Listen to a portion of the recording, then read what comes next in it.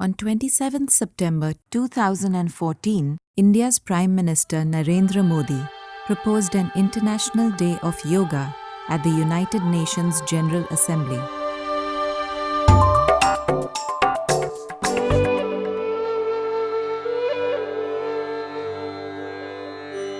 I have great pleasure in welcoming the Prime Minister of the Republic of India, His Excellency Narendra Modi.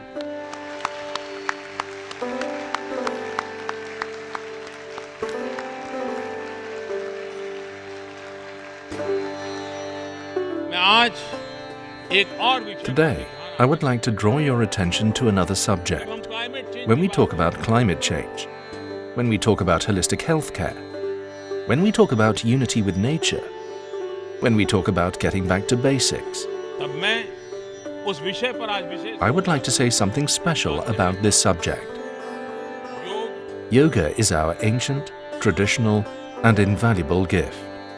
Yoga symbolizes the balance of body and mind, thought and action, achievement and self-control, and the coming together of human beings and nature. It provides a comprehensive vision of health and well-being.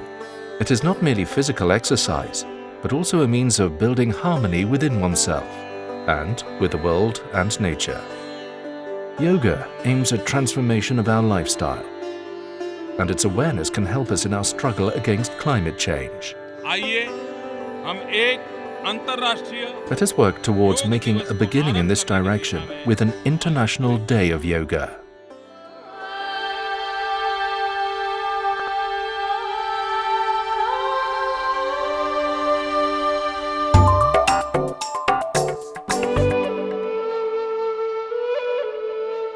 From its ancient beginnings in India, over 5,000 years ago, to the modern gyms, schools, and parks everywhere today, yoga is the world's favorite holistic health practice.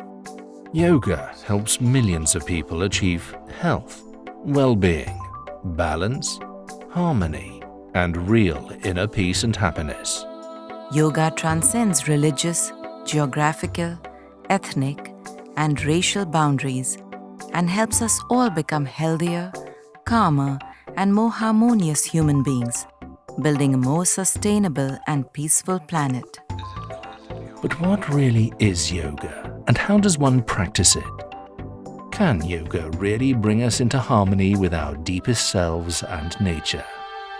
Join us as we take a journey into yoga.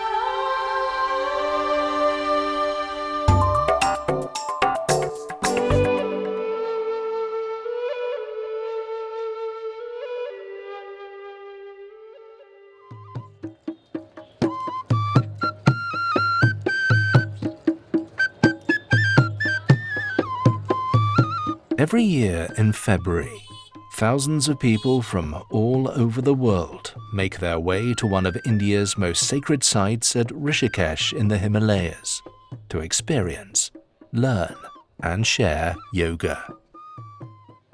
The week-long International Yoga Festival attracts yogis from over 50 countries for a week of workshops, meditations, classes, initiations, and dialogues with living yoga masters. This is the biggest and most global gathering of yoga teachers anywhere in the world today.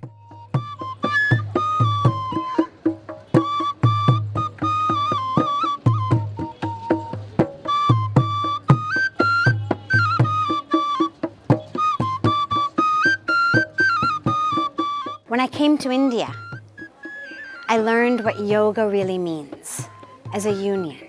And suddenly my yoga in India became not just the body, but the body, the mind, the thoughts, the emotions, the spirit. And in India, I started to have a glimpse of the real yoga, that union of ourselves to the divine. I always be sick. Always. I don't know the reason, but when I decided to quit, start practice yoga, and I feel your life become more colorful and meaningful. This is my 8th trip to the International Yoga Festival. I come to study with the masters, the teachers, to learn, to study, to grow, to evolve. Yoga, it means to us unity and love, inner love and peace. When I was a student, I got a little bit sick. I just met yoga. I practiced. I could recover my health completely, or I get more healthy than before. So I was really surprised. I started to interest in yoga very much. But where did this all begin?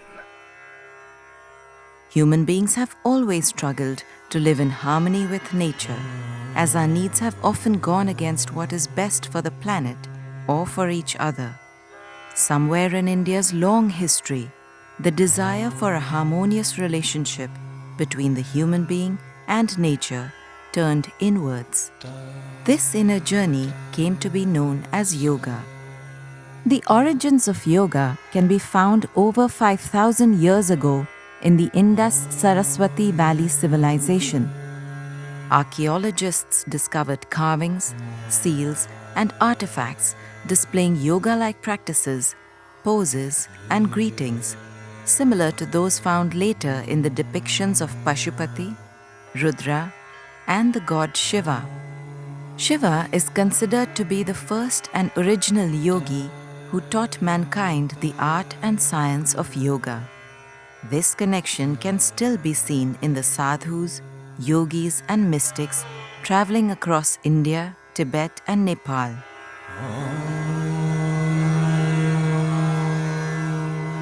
The word yoga comes from Sanskrit and came into popular usage during the Vedic period around 1000 BC. The word comes from the root yuj, which means to bind, to yoke, to align, or to hold. It is about realigning ourselves with our deepest selves and with nature as well, returning to the source.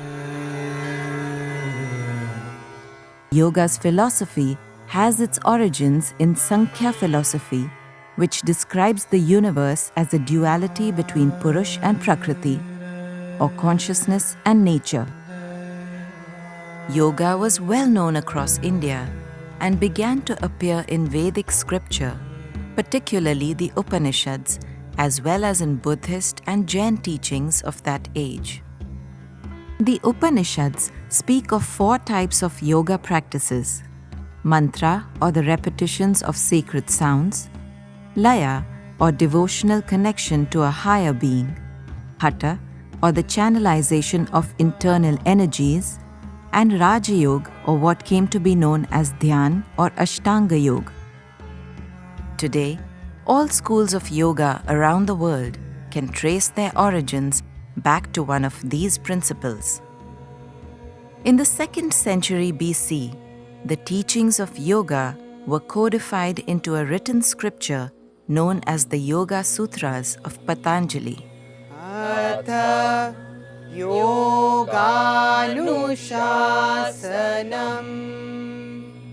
Om, now yoga is explained.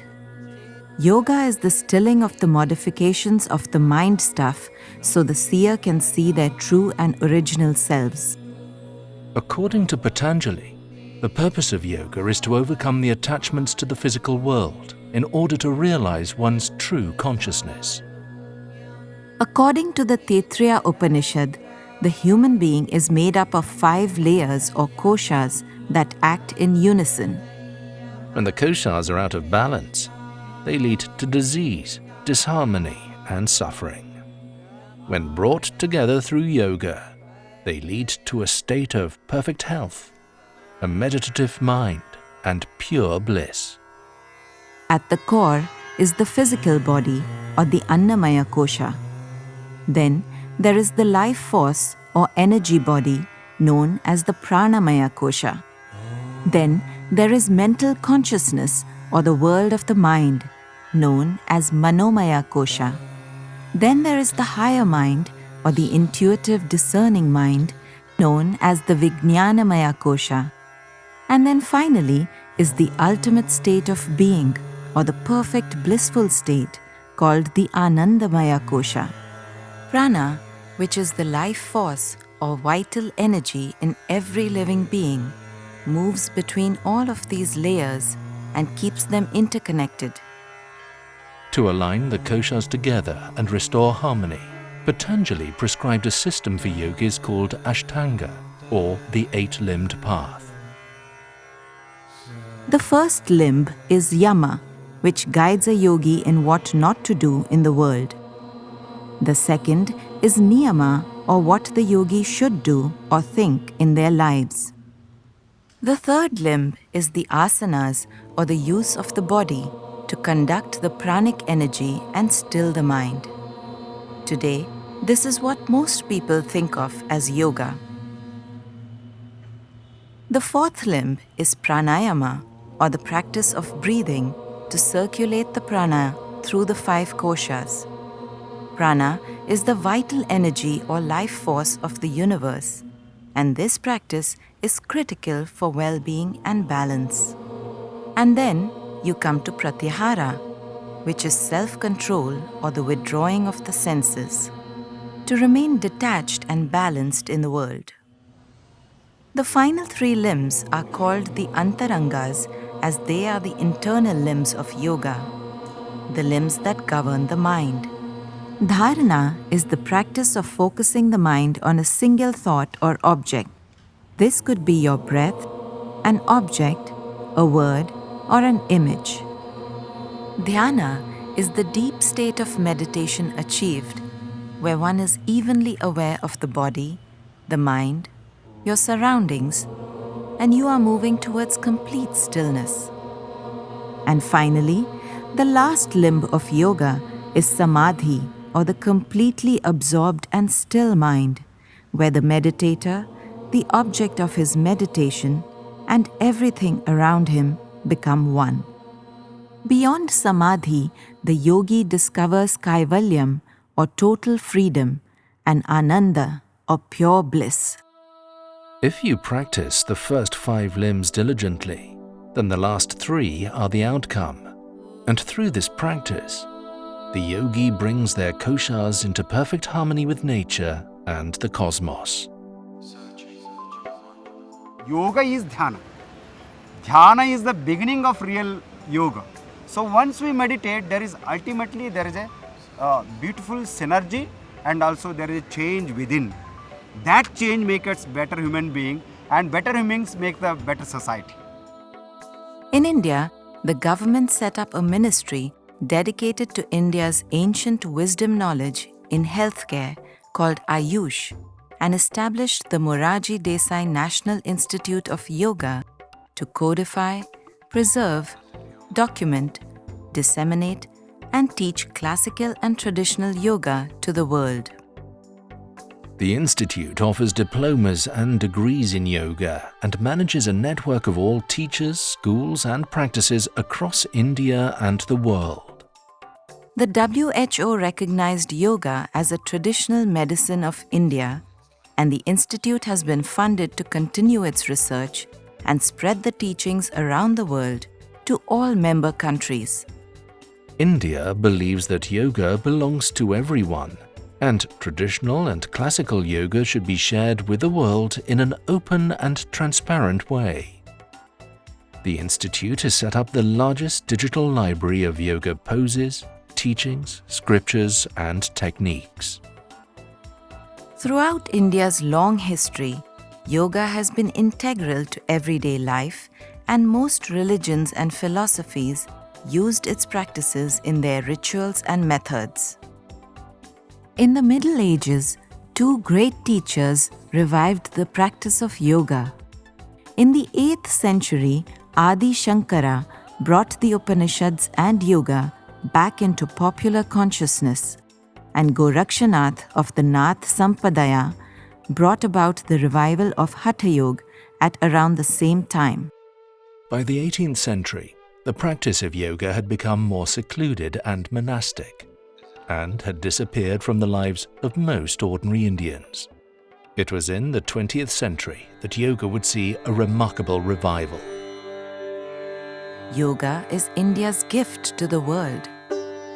From the 1890s, many Indian teachers brought yoga to the world, like Swami Vivekanand in 1893 who introduced the world to Vedanta and Raja Yoga, and Swami Yoganand in 1920, who introduced the world to Kriya and Kundalini Yoga.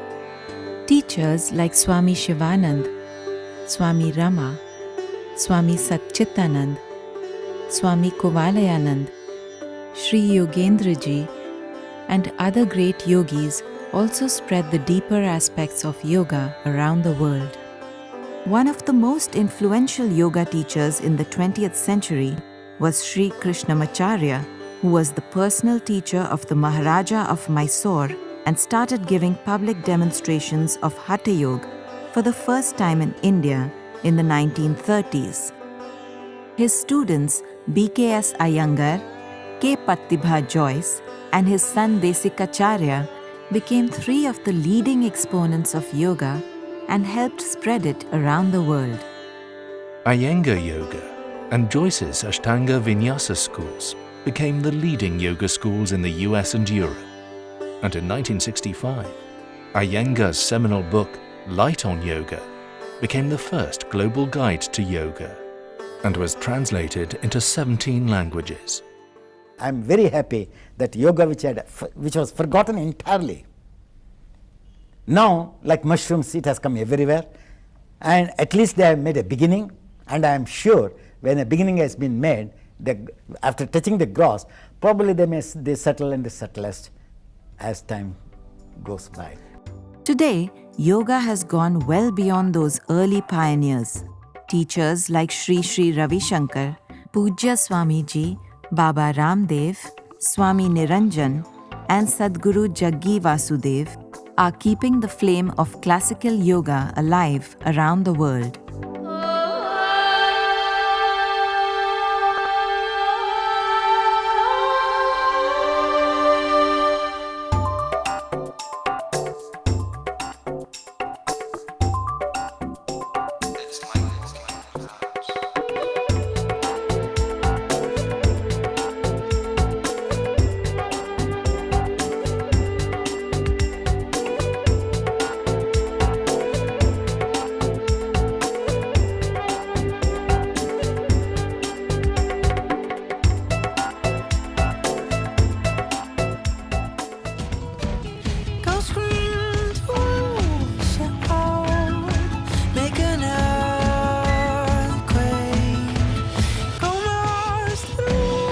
Bend more and smile. Wow, what a pose.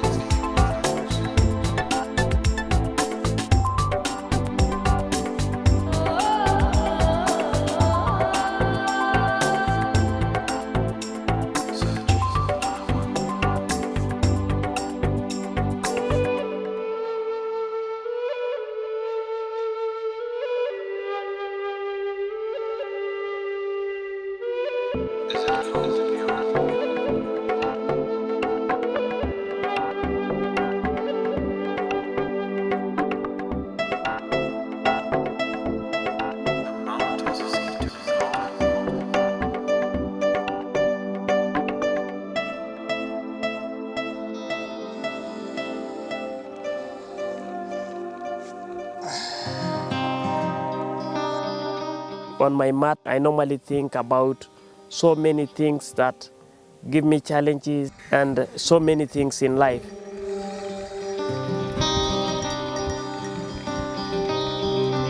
It's not just yoga on when you are on the mat. Yoga is also in you. I've seen and I realized that this can change. You can even change yourself and become a very nice person.